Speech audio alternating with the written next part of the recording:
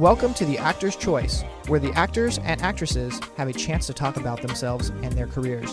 Join us now for the next hour as we explore the marvelous industry of acting by actors and actresses from today's exciting show business world. And now, direct from Hollywood, here's your host, Ron Brewington.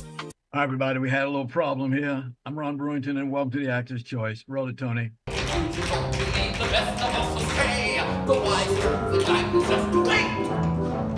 Otherwise, I'll get me emotions run away like horses at the gate. Off to the races, off to the races, off to the race we go. But where the chase is and what the pace is, we seldom seem to know. Men with broken hearts allowed to never more pursue a member of the soft and sacred race. Sacred race! Firmly anchored to the ground, they start to feel of you. A fair and favored race. Hey! Well, ladies and gentlemen, you've just seen the guy do it. That gentleman by the name of Darryl Maximilian Robinson. We had a little problem here, so we're gonna have to bring him back again. I know he's saying, "Come on, get me back again." Here's what we want to do is let you know that this gentleman is good at what he's been doing for all these years. He's an award-winning American stage actor, play director, private actor, instructor, and a one-man show. So without further ado, please welcome Darryl Maximilian Robinson. Greetings, Good Darryl, morning, ladies and gentlemen across America. I want you to know that I personally have absolutely nothing to do with the problems involved in this show. It's not my fault, but I love being on this show. This is my 5th appearance on The Actor's Choice. And with that said, with only a few minutes of my time left, Mr. Brewington, We'll get you back. may ply me with your questions. Okay, we'll get you back quickly. Your 50th anniversary as an American stage performer, who's at the tender of 13, made his acting debut in the role of Mr. Jones in the December 7th, 1973 Robert H. Lawrence Upper Center holiday play production of A Black Christmas Carol. Remember that? A Black Christmas Carol, December 21st, 1973. Character of Mr. Jones. Play was written by one of the school's teachers, Miss Jones. And it was the first time I had to memorize a role and go on stage and actually interact with other people in front of a live audience. And it inspired me to live my life in the theater. And 50 years later, I'm very, very glad that that was the life that I chose. Wow.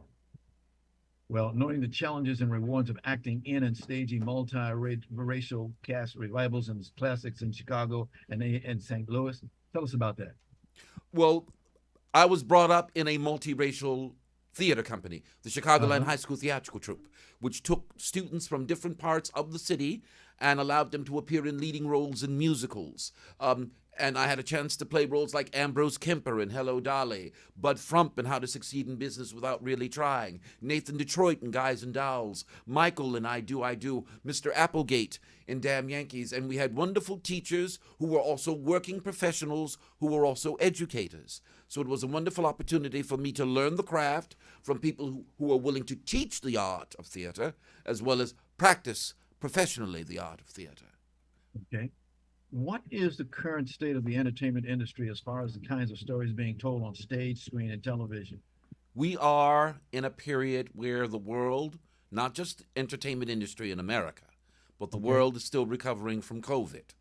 We are living in a world where, sadly, we may see the end of democracies and the rise of autocracies, dictatorships. So art is going to be affected by that. So the stories that we tell now, the stories that we give ourselves to are extremely important. And with recent events, with what's happened with the Supreme Court, with what's happened with a convicted felon being a candidate for president, we live in a world where the stories we tell are very important. So I look forward to the new works of playwrights, television writers, film writers, to tell a story about American democracy and how art factors into the telling of American democracy. Okay. What about artificial intelligence? What about that? The issue of artificial intelligence is concerning. I mean, you give your life to your craft. You give your life to acting in a play, acting in a film, acting in a television commercial. And suddenly, someone can take a few seconds of your work without your consent, without your permission, without paying you a dime, and plaster it all over the entertainment world. So, and it may be in something that you don't want your image or your voice or your personality representing. So that is a serious issue. And it doesn't matter whether you're a member of SAG or AFTRA or Equity. You don't want your image to be misrepresented or used in an improper way. Okay. Upcoming November 2024 election and how artists from all parts of the entertainment industry need to vote to support democracy while we still have a democracy. Your thoughts on that? Well, please, Ron, you know that, like Will Rogers, I'm a member of no organized political party. I'm a Democrat. I've always been a Democrat. I'm going to live and die a Democrat. I am with Joe Biden 100%. I don't care that he's too old. I don't care that he may stumble or stammer. He believes in democracy. He knows the difference between right and wrong. He is one of the best presidents in a generation. He gave us a multi-trillion-dollar infrastructure bill. He gave us money for climate change. He gave us money for inflation. He is a great, true president. And a 90-minute debate, be damned. I don't care about that. I care about being able to get up in the morning, walk out on the street, and some van doesn't come along, grab me, and throw me inside and take me off somewhere, and nobody cares. Because according to the Supreme Court, the President of the United States can make people disappear, and we can't question his motives. Shocking, offensive, un-American, unconstitutional. But I'm not here to talk about all that today, except vote Democrat. No matter where you are, no matter where you live, I don't care if it's for the damn dog catcher. Vote Democrat. Local, state, federal. Hear my voice and obey. Do you wish to live in a democracy or a dictatorship? If you wish to live in a democracy, ladies and gentlemen, it's time to put the convicted felon to pasture. Let's move into another area here. Put him out of business, folks. Vote him out. Okay. That's what I think. I think Biden and Harris is the ticket. I think they will save humanity by saving democracy, ergo saving the world. That's what I think. But I got a video for you, brother. I'm just a Democrat. This will take you out. This is where Robinson performs Rudy and Kipling's If on Sunset Boulevard in Hollywood. Roll it, Tony. Hold on one second. Good afternoon. My name is Darryl Maximilian Robinson. I'm the founder, artistic director, and producer of the Excalibur Shakespeare Company of Chicago, and I am a Los Angeles-based theater artist. And no, that is not an oxymoron. Los Angeles-based theater artist. I am so Los Angeles at this point that I have come here to Hollywood, California. Ron, I just want you to know that I have always appreciated being on your program. And if I say anything upsetting or controversial or a bit over the top to your listeners, I don't apologize. This is America. You have the right to say whatever you want to say. Okay, you have the right. Now, I've got to tell you something. What is that? The reason why because you know, I have to have my shameless plug. My shameless plug, and I'm going to say this as quickly as I can. The shameless plug includes Daniel Frazier as Endicott, Alicia Sterling Beach as McHugh, Roderick Walker as Murphy, Rory McLafferty as Schwartz, Phoenix Ever as Wilson, Ted Burke as Diamond Louie, Tanya Lane as Hildy Johnson, Philip J. Rossi as Bruce Baldwin, Rizzy Fuentes as Walter Burns, Tae Ho Yoon as Earl Williams and Gus, Stephen Milner as Sheriff Hartman, Tamara Cotes as Molly Malloy, Eric Blitzer as Dr. Engelhofer and the Mayor, Trace Oakley as Pincus, Gwyn English Nielsen as the Blonde, and Linda Palmer as Mrs.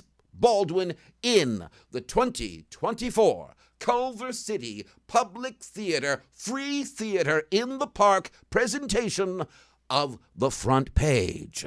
It is a blending of the 1928 script by Ben Hecht and Charles MacArthur with the 1941 screenplay His Girl Friday by Charles Ledier. And these two elements have been blended together in a wonderful free theater production that is outdoors at the lovely Memorial Park in downtown Culver City that is, believe it or not, within walking distance of Sony Picture Studios. Wherever you go in LA, you're surrounded by Hollywood, but you can also be surrounded by the theater. So, this wonderful production of The Front Page, free to the public, Saturdays at 2:30 p.m., every Saturday and Sunday, July the 13th through August the 4th. And you can go to culvercitypublictheater.org to get the information. We recommend that people bring cold beverages with them, but there will be a concession stand. We recommend that people bring picnic blankets. They can bring their picnics, but if you bring lawn chairs, you need to be considerate of the people who are watching in the front, including the young people. So if you bring your lawn chairs, you need to sit towards the back. But this production is 100% free, and this is the 26th year that the Culver City Public Theater has been presenting free performances in the park. And people need their art. People need their music. People need their dance. One of the proudest things of having been on the stage for the last 50 years is I got to do Shakespeare in the Park.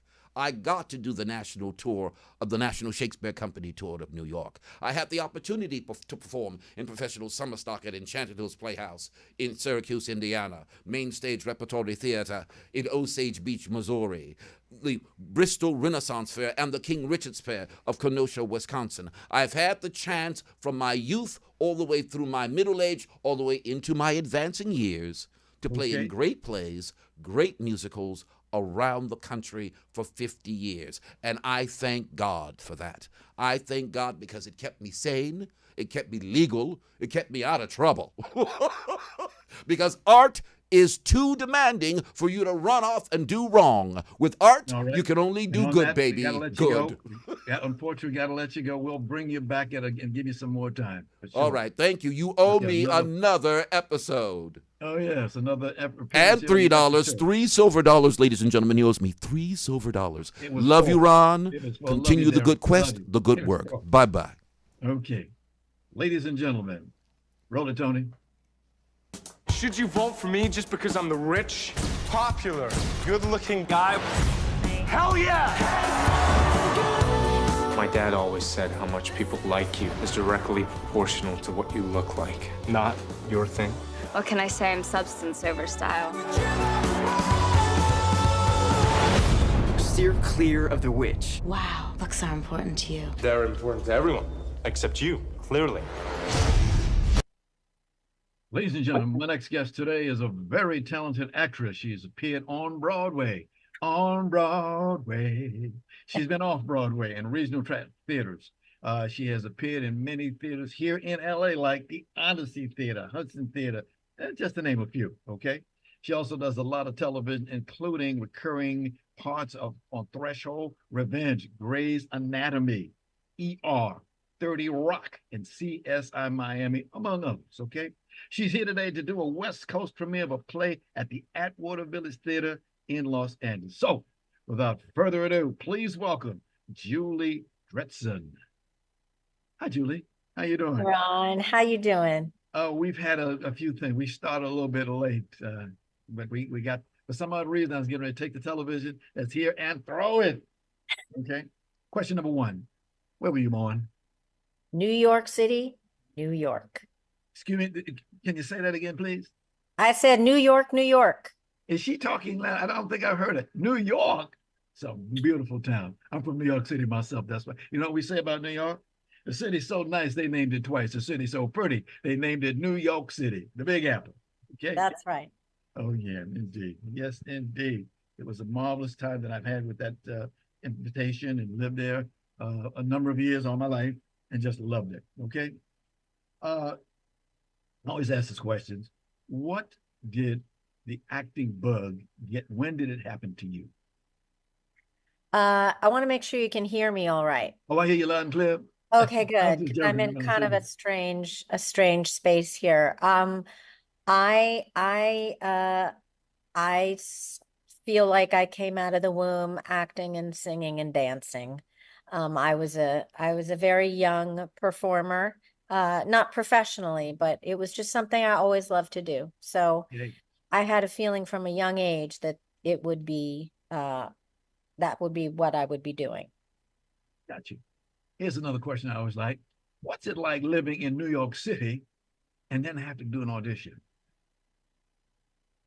Um, You know, it was something that I was somewhat accustomed to. My mother was in the business. She was an actress and a casting director and a teacher. And I think that I had a kind of foundation for that, life in the theater in New York. Uh-huh.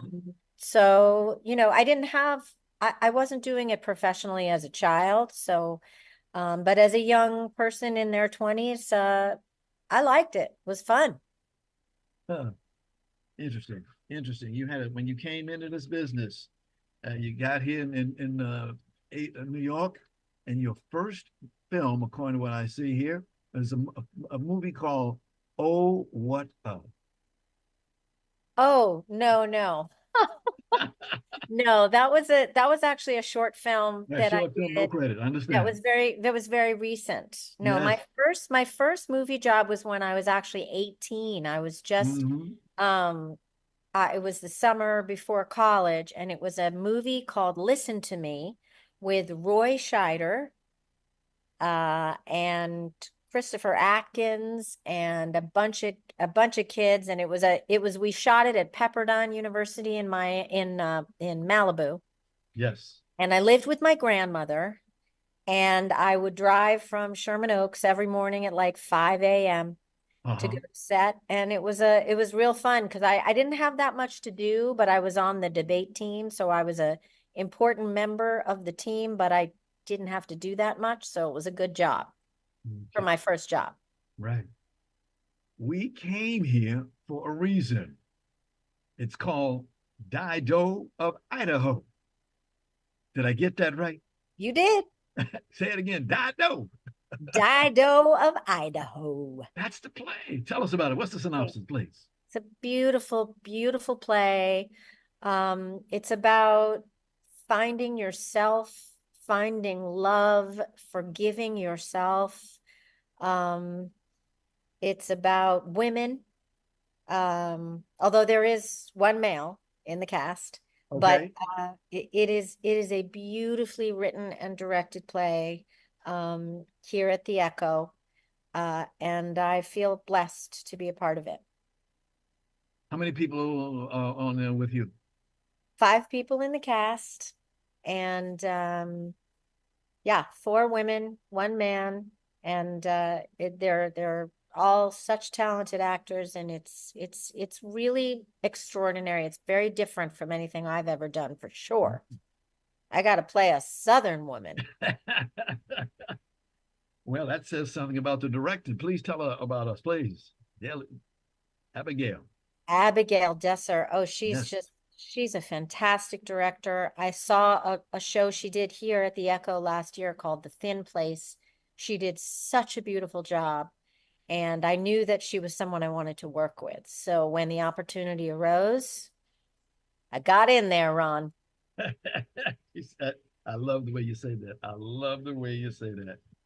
Oh my goodness. It's like, what excites you the most about this play? Um, you know, it's interesting. This play, I haven't had a lot of rehearsal time because I got COVID right at the beginning. So I missed a whole bunch of rehearsals. And I have found that because this play is written so well, it has not been hard for me to memorize my lines because they come so easily and organically. And um, there's so much emotion, but there's also so much humor in this play. It's so funny.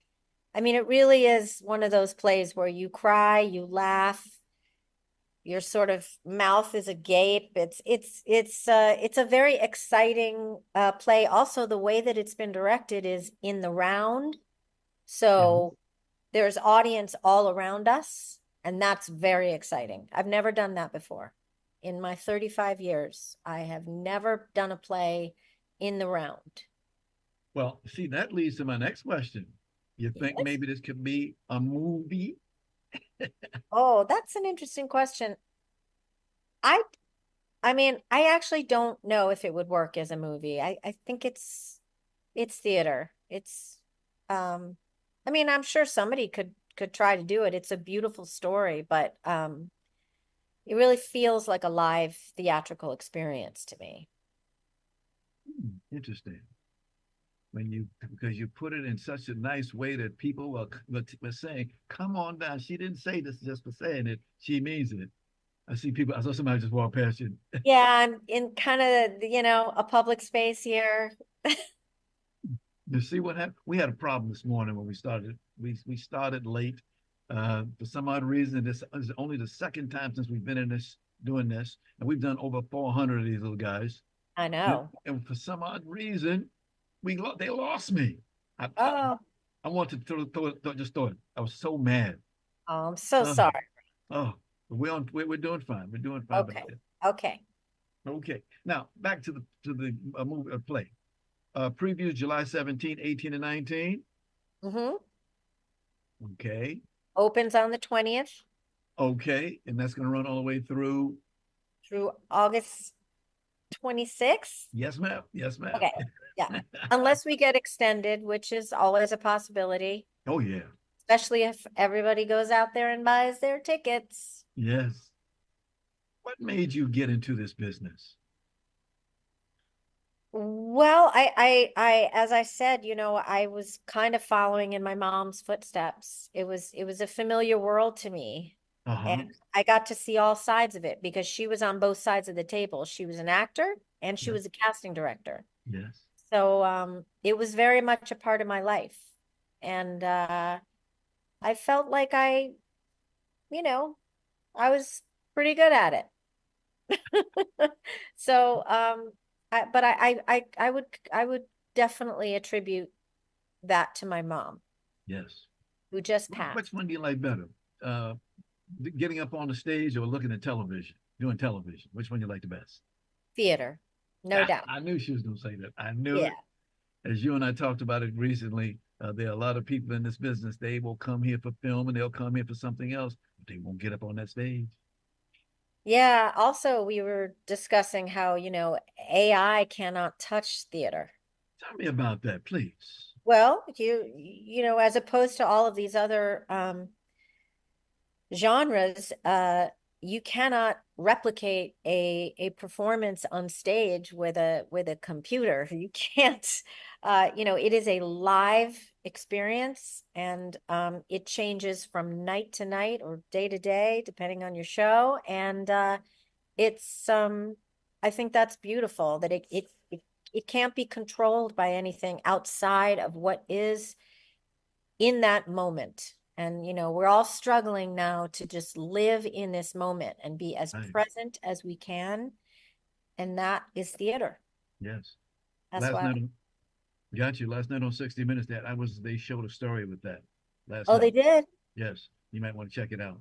I will. Yeah. Because we always ask people about how they feel about AI, and everybody, they have their own feelings about it. Most of it is negative. Most of it. I don't see too many people say, yeah, I like it. I like it.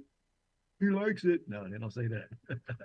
Well, I'm sure in other fields, like medicine or something Yes. like that, I'm sure there are great benefits to it. But yeah, I don't really feel like it has a place in the arts. Uh-huh. Okay.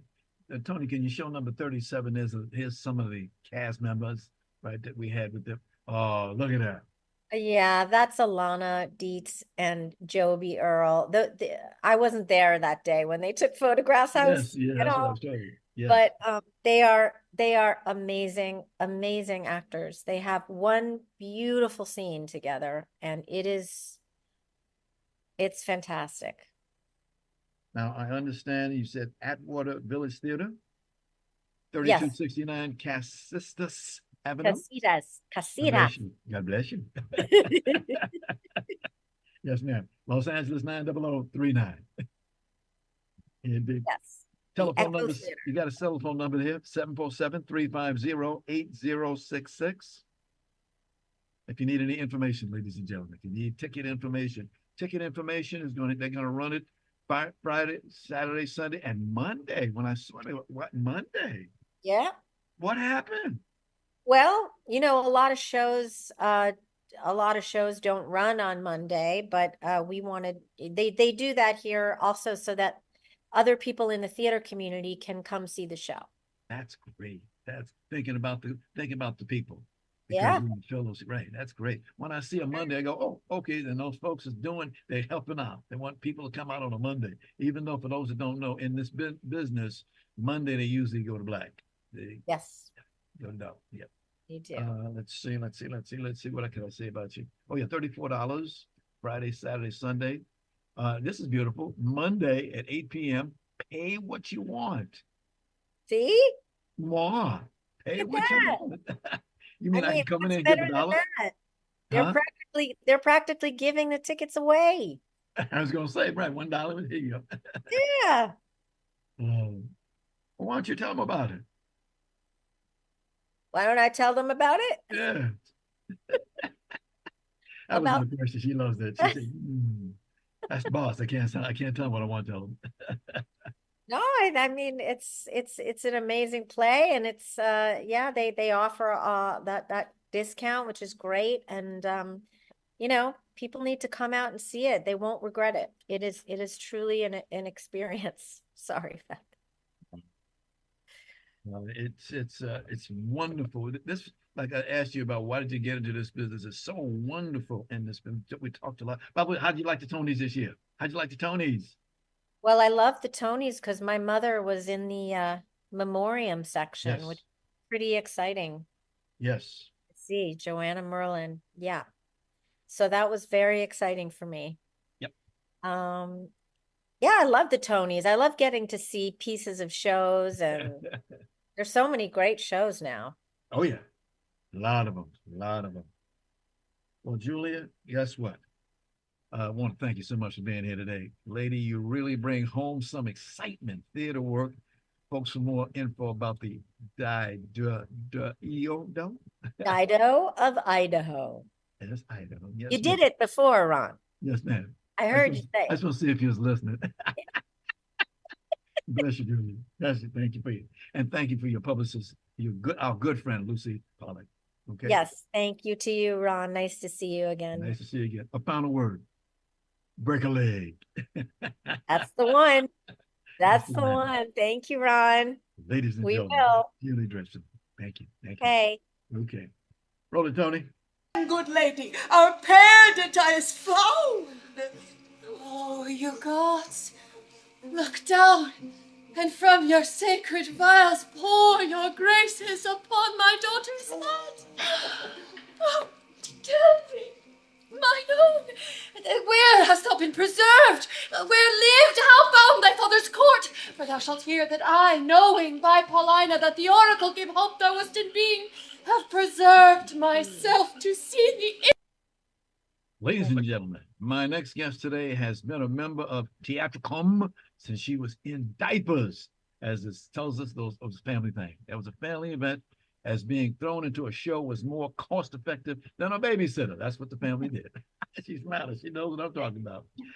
She attended Hamilton Academy of Music and holds a BA in theater from UCLA School of Theater, Film, and Television. Finally, she studied in London with the Judi Dench, patroned London Academy of Theater in affiliation with the Broad Theater.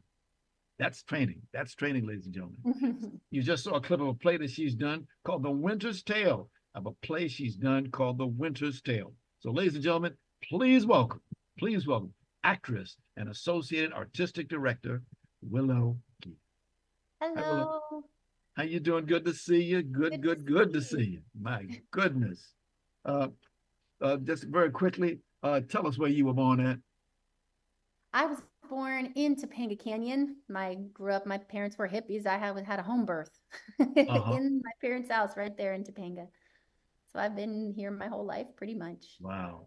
Well, let's see. You grew up, like I said, with an acting family. And particularly, Tony, would you please show us this one? Here's a gentleman, your father. That's my grandfather. Grandfather. Yeah, Will Geer. Okay.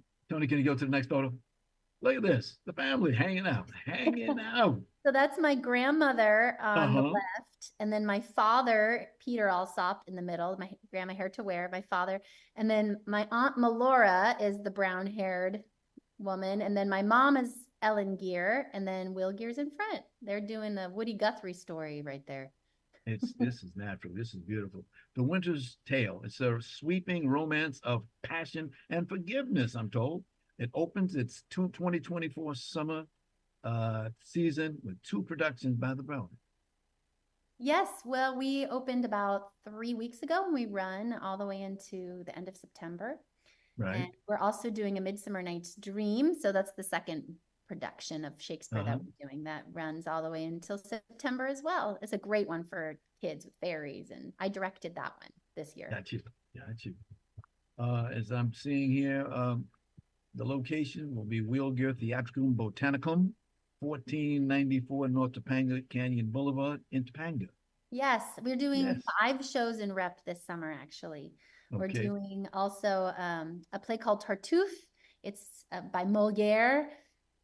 It's been updated to the 1980s by a wonderful playwright, and that is going to be opening this Saturday night by Frida Thomas. She adapted it. And then we're also doing a brand new play that I'm co-directing with the playwright, and I'm so excited about. It's called The Hispanic, Latino, Latina, Latinx, Latin Vote. And it's a satire about the monolith and the way people think that the Hispanic vote is a monolith, and it's really a diaspora of people. Got you. And tell us the name of that play again. It is The Hispanic, Latino, Latina, Latinx, Latin Vote by Bernardo Cubrilla. And it's really funny and extremely poignant. And I'm excited to be co-directing that with him as a world premiere. That is beautiful. To give everybody an opportunity to give it. There's a lot of folks out there, they want to be in this business. Yes. And this is a good way to be in that business. Go out there. Yes. And I mean, let me just tell you the last play and then I'll stop. We're also doing Peter Pan. It's from Wendy's side of the story, but it really is the story of Peter Pan. And it's filled with kids and pirates, and they fly around in the trees with ropes, and it's so fun for the kids. And I highly recommend it. A big crocodile, Captain Hook's hilarious. It's a beautiful story. Okay. Now I understand that Wendy's Peter Pan will run in rotation every weekend with Shakespeare's The Winter's Tale and A Midsummer, which opened early in the season. In like a month, all 5 shows will happen in one weekend. You could just come and pitch a tent and come see them all in one weekend. Now, I'm seeing here for the Tartan people, and again, it's the telephone tickets, 310-455-3723. That's 310-355-3723. Yeah, 455. And then you can also go to the website, theatricum.com, and get them there too. All right. Other events taking place, the Grid. Off the Grid is we have our own little improvisational troupe. And it's so fun. You just get to sit back and laugh and watch these creative improv people just pluck things from the audience and tell story. And it's so funny. It's a great night to just get away and enjoy yourself. Under the Oaks. Under the Oaks is our music series we've started. We've got, this year we're doing a tribute to Bob Dylan with a bunch of different musicians coming and sharing Bob Dylan songs. We're also doing the Composer Collective. So it's a bunch of different composers, usually movie ones. And we play some of theirs. We have a whole orchestra that comes and sits under the oak trees. If you're not into like plays, but you love music, you can come see that. And then the Hills Like White Elephants is another beautiful musical. There's a string quartet and beautiful singers. It's a really interesting piece. That's quite different from what we normally do. Also, Holiday Family Fair. Oh yeah, we've got the Christmas thing. Santa Claus comes out. We have carolers. We usually have, last year we showed a Muppets Christmas Carol. I don't know what we're going to do this year. We always have some fun event. There's vendors. Buy all your Christmas presents from local vendors. We're very busy here, sir. Yes, one could say that. One could say that. You are doing a lot of work. Wow. Here's one for you, the theatrical and botanicum seating, so that people, when they come and see exactly what it's like when you come out there, you'll see performance, 46, 45, and 46. Oh, look at that. Oh, that's beautiful. That's an It is. It's a creek bed. It's a creek bed. Underneath the creek goes. It's actually still flowing right now. It's crazy. And at night there's the frogs and the crickets, and we're trying to shout over them. But it's beautiful in a big oak grove. It really, even though we're only 20 minutes from the city, 15 minutes, it feels like you're just transported. It's a nice vacation. You can take a picnic, a lunch with the grounds. We have some food here too if you want, and just have a lovely time away. Yeah, there's the box office, and that's where people can sit. There's a bunch of different gardens. We have a Shakespeare garden that we try to have plants from Shakespeare's plays in there. When people come to an event like this, they can bring their own food, or do you have to buy Oh it? yeah, you can bring your own food, but we also have things you can buy here. And I have some people come and bring a whole they bring the flowers and the vase and the tablecloths. They've been here enough that they make it quite an event. It's lovely. It's really a way to really get away from the city, that it's only a short drive. This event has been, what, 50 years plus? Yeah, we've been an equity house since 1973. So we've been putting on plays like that with a contract. Before then, the theater has been a sanctuary for artists since my grandfather was blacklisted during the McCarthy era. And he couldn't work in Hollywood anymore. So my grandma bought a chunk of land up here in Topanga when it was just dirt roads and you got your water from the well. And he and a bunch of other blacklisted artists put on plays here and grew vegetables, and that's how they made their living, which is why the botanicum is the garden side. Because my grandfather actually was a horticulturalist as well. And I'm actually sitting right now because I'm teaching right now with there's camps going on. I'm at the theater and I'm inside our new museum that is for Woody Guthrie and Will Geer and the relationship, and it's all about the blacklist. And we got money from the county to build it, and it's opening here for the first time. And I'm surrounded by all these photos of all these fellow blacklisted actors who came up and put on theater up here so they could do their art and remain creative. The idea of sitting outside and watching Shakespeare and all kind of good stuff like that. Folks, if you've never had that experience, please go and see it. Let's see, you've got another one coming, The Midwinter's Tale, number 47. There we go. This is a cast scene right there. Yeah. Okay. That's from The Winter's Tale. That's Max. I think you interviewed him last year. Max was one of my dear friends. Okay. He's playing Polixenes. Tony, would you go to 49 Former Plays? Here is a photo with Peter, but at the same time, there's something very important in that you, my dear, you are an associate artistic director. So you're going to be doing that, but you didn't say that when you said before, you're going to be working. Yes. So my mother is the artistic director right now, and she's just an amazing mentor for me. She's an incredible, creative woman who has grown up in the theater. She was a founding member at the Guthrie Theater. She knew Sir Tyrone. She was one of the founding members of ACT in San Francisco. She was one of the leading ingenues at her time when, theater was really in their heyday. Yes. And she came here and planted roots because she had kids and she couldn't travel anymore. And so getting to be under her tutelage, both as a mom and as an artist to look up to, has been pretty incredible. I feel very grateful. A Midsummer's Dreams, Night Dream? A Midsummer Night's Dream. Yeah, yes. We do that every single year. Yes. We tried to take it away one year and we got all these letters from the public saying, "What are you doing?" It's kind of like our Christmas Carol. And so we bring it back every year.